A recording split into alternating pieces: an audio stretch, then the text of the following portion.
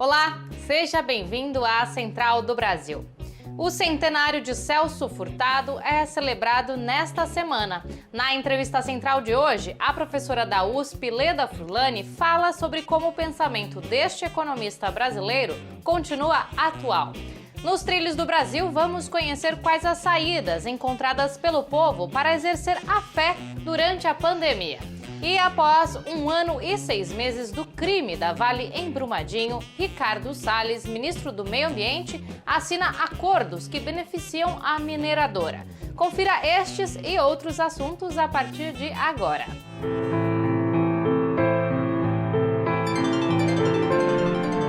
Central do Brasil. A União Nacional dos Estudantes está discutindo os próximos passos da luta estudantil durante a pandemia para barrar as tentativas de censura ideológica nas universidades e o sucateamento da educação pública por parte do governo Bolsonaro. É hora do embarque imediato. Embarque imediato. Oi pessoal, eu sou Elida Helena, sou vice-presidenta da União Nacional dos Estudantes e estou passando aqui para deixar um recado bem importante, que é sobre o nosso Seminário Nacional das Entidades Gerais, que vai acontecer agora entre os dias 28 de julho e 2 de agosto e vai reunir o conjunto do movimento estudantil brasileiro, DCEs, entidades estaduais, para debater sobre a conjuntura, sobre a educação e debater os desafios do movimento estudantil nesse período, na organização das lutas e na mobilização dos estudantes em defesa dos direitos, da vida e da educação. A gente sabe que esse momento tem sido marcado por uma grave crise econômica, política e sanitária que tem afetado ainda mais a vida do povo brasileiro e nós, do movimento estudantil, temos que seguir muito fortes, organizados e aumentando a nossa capacidade de mobilização estudantil para resistir a esse período, para dizer fora Bolsonaro, para defender a educação do nosso país. Por isso é fundamental a gente construir iniciativas que contribuam com o nosso processo de mobilização, que fortaleçam o movimento estudantil e que fortaleça as lutas do povo brasileiro. Por isso, participe com a gente desse momento muito importante. As inscrições e a programação estão no site da Uni e divulgado em todas as nossas redes na internet. O Seminário das Entidades Gerais da Uni começa nesta terça-feira, dia 28. Um dos temas em debate é o Enem, que foi remarcado para uma nova data sem que houvesse diálogo com os estudantes. Em diversas esferas, a crise sanitária exigiu uma readequação da vida e dos compromissos. Uma dessas readequações foi na religião e na forma das pessoas expressarem a fé, evitando aglomerações. Vamos saber mais na reportagem de Afonso Bezerra. Trilhos do Brasil. A pandemia do coronavírus alterou rotas de diversos segmentos da sociedade. Um deles foi o religioso. Com a necessidade do isolamento social, muitos espaços de fé precisaram encerrar as atividades. Após 4 meses de quarentena, algumas religiões começam a flexibilizar as atividades. Outras, preocupadas com o avanço do vírus, ainda resistem no isolamento. Márcia Coutinho faz parte da Assembleia de Deus Ministério Belém, no Recife, e durante esta pandemia teve de se adaptar aos cultos virtuais. Para mim, no início, foi muito difícil, ficar sempre sem as atividades da igreja, mas aos poucos fomos nos reinventando e fomos participando de uma forma virtual.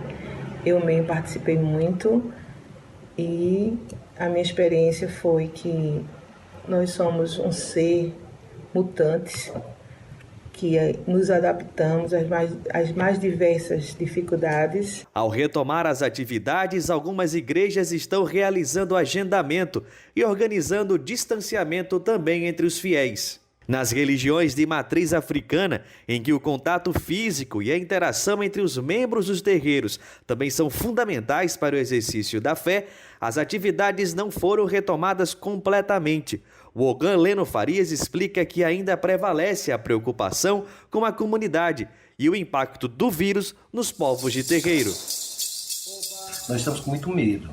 porque se retornar a atividades sem um controle maior dessa pandemia, sem um trabalho diferenciado de proteção, de máscaras, e sem um número específico de pessoas por atividade, isso pode gerar dentro das nossas comunidades, que são extremamente fechadas, um surto específico só para o nosso povo desta pandemia. Há 1 ano e 6 meses, Brumadinho, no interior de Minas Gerais, se tornava vítima de um dos crimes da mineradora Vale. Ricardo Salles, ministro do Meio Ambiente, assinou um acordo que transforma a multa pelo crime em concessão para a atuação da Vale em 7 parques nacionais. A repórter Amélia Gomes, do Coletivo de Comunicadores da Central do Brasil, em Minas Gerais, tem mais informações. O acordo firmado entre o ministro do Meio Ambiente, Ricardo Salles, o governo de Minas Gerais e a mineradora Vale converte as multas aplicadas à empresa pelo IBAMA em investimentos em 7 parques nacionais de Minas Gerais. São eles o Caparaó, Grande Sertão Veredas, Caverna do Peruaçu, Parque Sempre Vivas e as serras do Gandarela, da Canastra e do Cipó. No entanto, movimentos sociais denunciam que, na verdade, o acordo não passa de uma manobra para a Vale atuar em reservas ambientais. Luiz Paulo Siqueira, da coordenação do MAN, o Movimento pela Soberania Popular da Mineração, denuncia que esse episódio é um claro exemplo da articulação da mineradora dentro dos governos. E chama atenção especialmente 2 parques, de interesse concreto e imediato, que a Vale já há alguns anos pleiteia a apropriação e o domínio desses territórios, que é o Parque Nacional da Serra do Gandarela e o Parque Nacional da Serra do Cipó. Serra do Gandarela, região onde a Vale tem um grande projeto, que é a Mina Polo, com a expectativa de produção de cerca de 40 milhões de toneladas por ano. Eloá Magalhães, da coordenação do MAB, o Movimento dos Atingidos por Barragens, denuncia que é padrão da Vale implementar ações de reparação que mascaram os crimes cometidos pela mineradora. Nunca há debate com as comunidades atingidas. A postura da Vale é fazer acordos como este, por cima, arbitrários, sem a participação dos atingidos. Para ter algum processo de participação, é necessário ter muita pressão dos atingidos, o que está inviabilizado nesse momento, e o que garante esse alinhamento das forças entre mineradora e Estado. Além de firmar um acordo sobre o crime em Brumadinho sem ouvir os atingidos, o governador de Minas Gerais, Romeu Zema, do Partido Novo, também abriu a concessão de 21 parques estaduais. O primeiro da lista de privatização é o Ibitipoca, que gera ao governo do estado quase 2 milhões por ano. A criação de saídas para afirmar relações saudáveis com os seres humanos e com o meio ambiente é tema presente na Dica Cultural de hoje. Quem traz a sugestão é o cientista social Leon Patrick, direto de Brasília. Parada Cultural. Um dos autores que tem me ajudado a experimentar esse momento, a viver esse momento e compreender também, esse tempo agora da pandemia, mas o mundo que a gente vive, é o Franco Bifo Berardi, que a gente conhece como Bifo, e eu queria indicar esse livro, que saiu recentemente no Brasil, Asfixia, Capitalismo Financeiro e Ressurreição da Linguagem. O Bifo é um dos autores, ele é italiano, que tem nos ajudado a compreender esse estado de não conseguir respirar, essa asfixia também física, mental, psicológica e de toda a estrutura da sociedade que a gente enfrenta já desde muito tempo. E o Bifo ele tem uma capacidade de nos ajudar a projetar possibilidades de saída. Nós aproveitamos esta dica que fala de esperança e de um novo horizonte para relembrar Marielle Franco, que completaria 41 anos hoje, se ela estivesse viva. Ela é símbolo da esperança. Virou semente e, em sua homenagem, diversas lutas têm aflorado para a construção de uma sociedade mais justa, em que todos e todas nós possamos respirar e viver plenamente nossos direitos. Esta semana é celebrado também o centenário do economista Celso Furtado. Jonatas Campos conversou com a professora da USP, Leda Paulani, sobre a atualidade do pensamento deste economista brasileiro. Entrevista Central. Olá, a nossa entrevista central de hoje é com a economista Leda Paulani. Ela é doutora em economia e professora da USP. Professora, agradecemos sua participação neste momento em que ainda comemoramos o centenário de Celso Furtado. Celso Furtado é considerado o pensador econômico mais importante do Brasil. Por que Celso Furtado marca o debate sobre desenvolvimento em nosso país?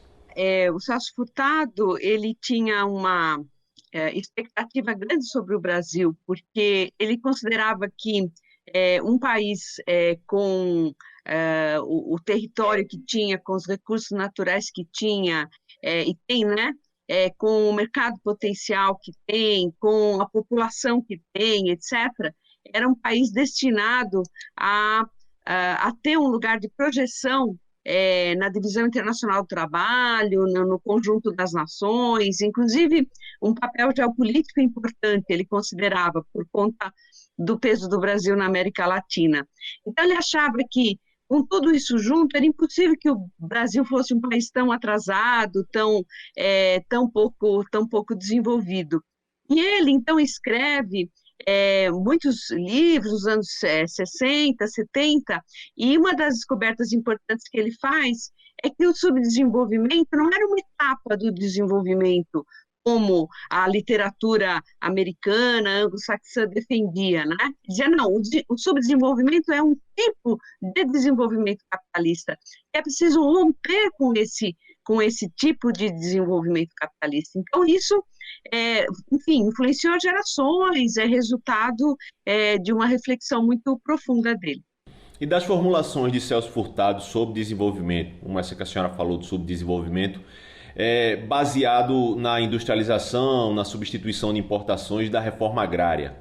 Quais são as mais atuais? Ele falava que tinha que haver um grande esforço do Estado para reduzir as desigualdades funcionais, pessoais e regionais de renda, né?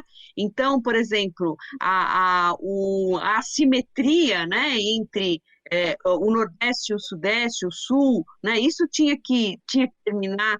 A desigualdade de renda muito elevada, que gerava pobreza e miséria absoluta para milhões de brasileiros. Então, tudo isso ele considerava que tinha que vir em conjunto, como um esforço do Estado, né, para resolver todas as questões. Eu acho que tudo isso continua muito atual, né?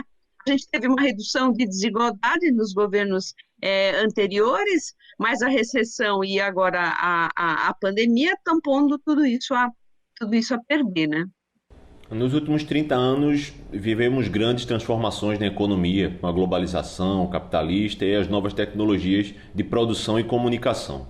À luz de Celso Furtado, como o Brasil pode encarar a indústria 4.0 e o aprofundamento do subdesenvolvimento? Hoje há claramente em marcha no país um processo de desindustrialização. E mesmo os governos populares, né, eles fizeram muito no sentido de reduzir desigualdade, ascensão social de várias faixas de brasileiros e etc., mas estruturalmente não se mexeu nessas coisas, né? Então, a não ser se tentou, mas enfim, com alguns equívocos, a coisa acabou não funcionando. Mas, fundamentalmente, a moldura financeira que a gente chama do processo de acumulação de capital, ela permaneceu.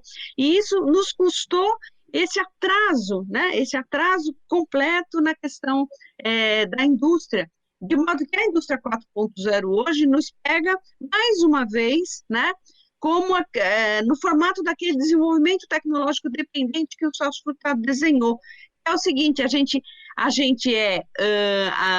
como é que se diz, colocado em par a tecnologia através do consumo e não através da produção. A gente encerra por aqui, mas você encontra a Central do Brasil a qualquer hora em todas as plataformas de podcasts, como Spotify, Deezer, Pocket Casts, Google e Apple Podcasts. A gente volta com mais amanhã.